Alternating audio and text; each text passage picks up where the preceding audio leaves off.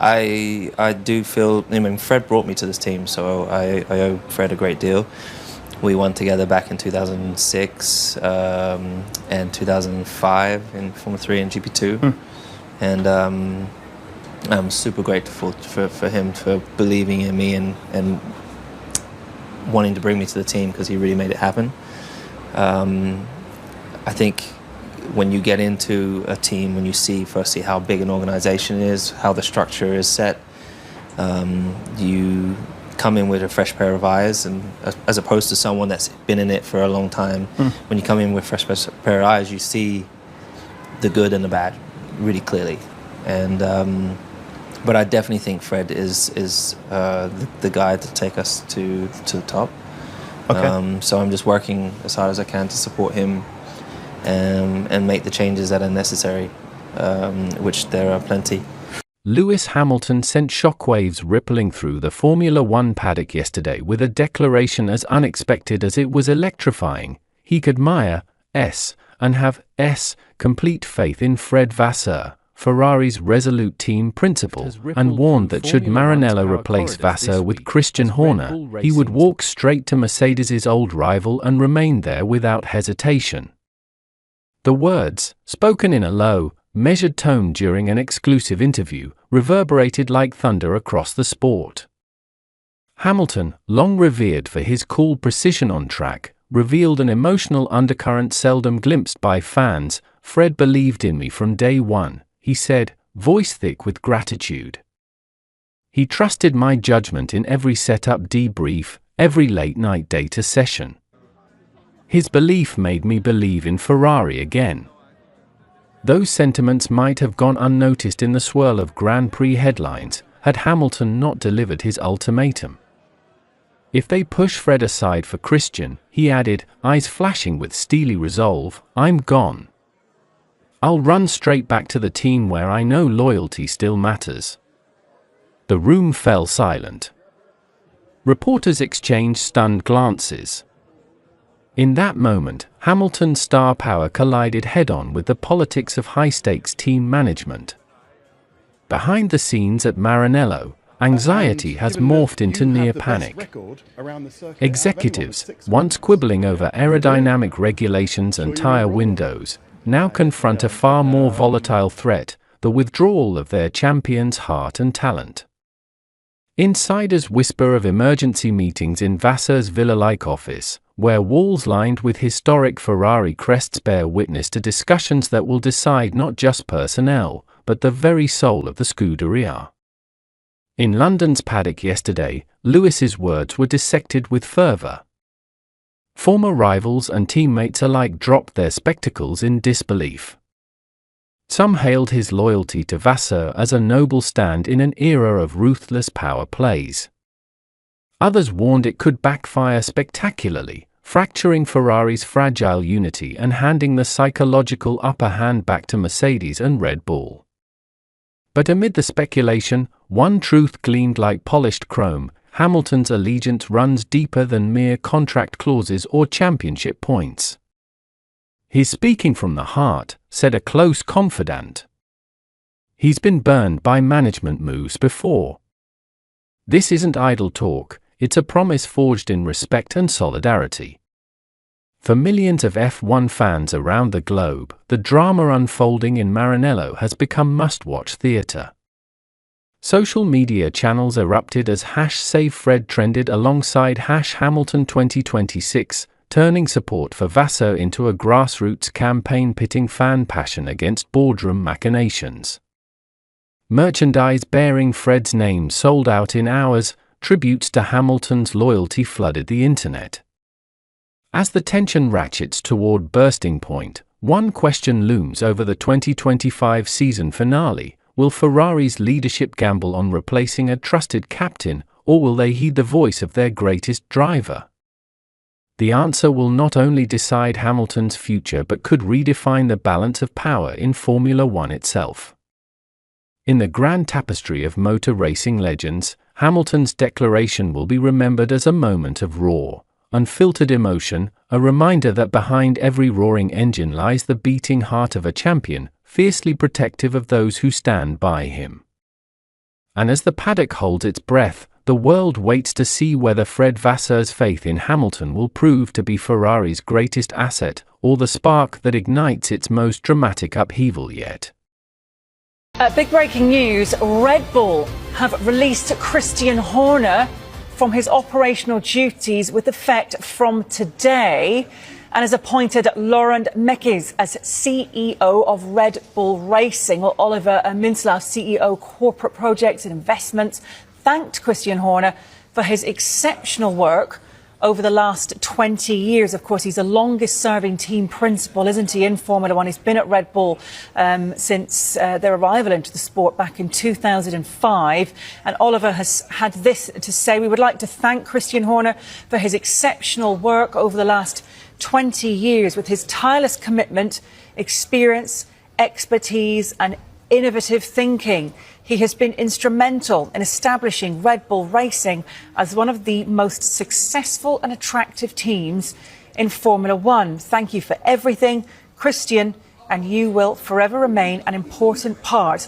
of our team history." And of course, under Horner, Red Bull have won 8 Drivers' Championships with Max Verstappen and Sebastian Vettel, of course, 6 Constructors' Championships. In his 405 races as team principal, they've won 124 races. And last year, however, Horner was the subject of an investigation over allegations of inappropriate behaviour towards a female colleague. Now, the investigation conducted by an external lawyer did clear Horner of all accusations in August, and early this season Horner said he was fully committed to Red Bull after there were reports linking him with a move to Ferrari. So officially, as from today, Red Bull have released Christian Horner from his operational duties, and they have appointed Laurent Mekies as the CEO of Red Bull Racing. What we've been able to piece together is that we understand this decision was finalised yesterday by the Red Bull board. There are 2 shareholders there. Christian Horner, it was communicated to him yesterday, and then senior sponsorship partners were told yesterday evening. Christian Horner then came here this morning and addressed the staff at 10 a.m. UK time. And he left the campus at 25 past 11. I think you saw his car leave Crofty. But staff have been told to make no comments. This is being handled by the Salzburg office. I understand that 2 other senior management figures with close connections to Christian Horner have also left their employment here at Red Bull at this time. But in terms of the rank and file here, Crofty, if I can put it like that, we've managed to speak to a few off camera, and significant emotion amongst them. Yes, and that emotion is one of sadness today. We look around at a Red Bull campus that 20 years ago was barely a third of the size that it is now. In Christian Horner's time as CEO and team principal, he has seen the extensions and engine factories and wind tunnel factories built, a workforce increased to well over 1,000 people now, and that's just on the car side, the engine side, the wind tunnel that's been built as well, employing even more. And from those that we've managed to speak to, it is a unified sense of disappointment and sadness at a man that they see has unified their team, who was never afraid to sit and have a chat to various people no matter what they did for the organisation. The speech that Christian Horner gave this morning to the factory, we understand, was hugely emotional, and Christian himself was very emotional and broke down on occasion. And he received a massive ovation at the end of that speech from a workforce that are very loyal to him. A seismic shift has rippled through Formula One's power corridors this week as Red Bull Racing's longtime helmsman Christian Horner was abruptly shown the door, a move masterminded, insiders say, by Red Bull sports chief Oliver Mintzlaff to keep Max Verstappen from invoking an exit clause in his contract. But hardly had the echoes of Horner's departure faded when Maranello was plunged into its own boardroom drama. Ferrari CEO Benedetto Vigna, it's whispered, immediately set his sights on the ousted team principal, hoping to usher in the architect of Red Bull's dominance to replace Fred Vasseur and finally break Ferrari's title drought. The shockwaves began on July 9 when Red Bull, reeling from an uncharacteristic slump to fourth in the constructors' standings, parted ways with Horner, despite a contract extending to 2030. Laurent Mekies was parachuted in, but it was Mintzlaff's ruthless calculus that truly stunned the paddock. Sources claim he convinced Red Bull's Austrian and Thai super owners that Horner's removal was the only way to secure Verstappen's future, leveraging unease around past off-track controversies to justify the coup. No sooner had Horner's signature Sharpie dried than Maranello's uneasy calm shattered. According to a flurry of unconfirmed reports, Wigner, who has long been frustrated by Ferrari's inconsistency, saw Horner's availability as a once-in-a-decade opportunity. In hushed whispers among team staff, the narrative took shape: Wigner would court Horner, dangling the prestige of leading the prancing horse into a new era, but only if he could first remove the sitting principal, Fred Vasseur, whose own tenure has been dogged by missed podiums and internal dissent. Of course, the Maranello brass have publicly rebuffed such talk. Ferrari issued a pointed denial through branding rumors of Horner's recruitment fantasy and dismissing any turmoil as mere gossip from rival camps. But the conspiracy-minded paddock refuses to let the story die.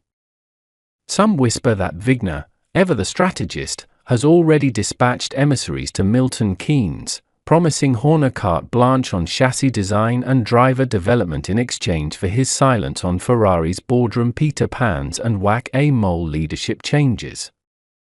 Adding fuel to the fire is a parallel rumor that John Elkann, Ferrari's executive chairman, had originally favored Horner over Vasseur back in 2023, only to yield to Wigner's preference for the French engineer. Now, with Horner unexpectedly free and Vasseur's position under renewed scrutiny, the old feud between visionaries and technocrat threatens to once again cleave Ferrari's corridors of power. Whether any of this amounts to a genuine bid or merely a high-stakes poker bluff is anyone's guess. Yet one thing is certain: the fallout has transformed what should have been a routine personnel update into a powder keg of suspicion and intrigue. Mere days from the next Grand Prix, both Red Bull and Ferrari find themselves locked in an off-track duel that may prove as decisive as any on-track battle. For fans and insiders alike, the irony is impossible to ignore. The man who once steered Red Bull to 8 drivers' crowns could now be enlisted to guide Ferrari back to glory. And as the paddock braces for the next reveal, one question hangs in the humid Alpine air: will Wigner's gambit pay off, or will Horner's legend end not with a checkered flag, but in the echo of shattered alliances? Whatever transpires, Formula One's most dramatic story of the summer is far from over.